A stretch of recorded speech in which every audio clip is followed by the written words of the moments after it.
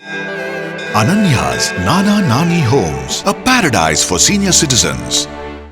தொடர் மழையால் வைகை அணை முழு கொள்ளளவை எட்டிய நிலையில் அணையில் இருந்து 2544 கன அடி நீர் திறக்கப்பட்டு வருகிறது.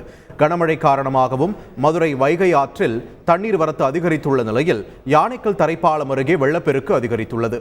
ஆற்றங்கரையோரம் செல்லூர் செல்லும் சாலை மற்றும் ஆழ்வார்புரத்திலிருந்து ஆரப்பாளையம் செல்லக்கூடிய சாலையில் போக்குவரத்து பாதிக்கப்பட்டது.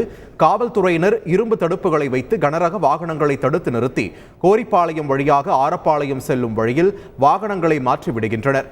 இவ்வழியே செல்லும் சிறிய ரக வாகனங்கள் சிக்கிக்கொள்ளும் அபாயம் ஏற்பட்டுள்ளது. மக்கள் ஆபத்தை உணராமல் பயணித்து வருகின்றனர்.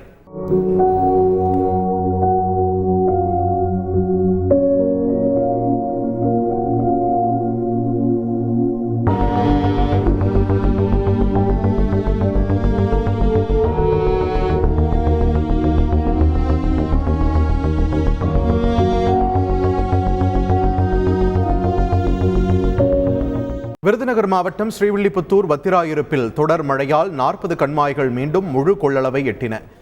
புலவக்கல் பெரியாறு மற்றும் கோயிலாறு அணைக்கு நீர்வரத்து அதிகரித்த நிலையில் அணையிலிருந்து தண்ணீரானது திறந்துவிடப்பட்டது. இவ்விரு அணைகளுக்கும் உட்பட்ட 40க்கும் மேற்பட்ட கண்மாய்கள் இரண்டாவது முறையாக முழு கொள்ளளவை எட்டியுள்ளன.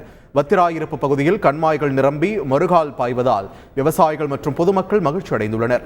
அதன் பிரமிக்க வைக்கும் கழுகு பார்வை காட்சிகளை தற்போது பார்க்கலாம்.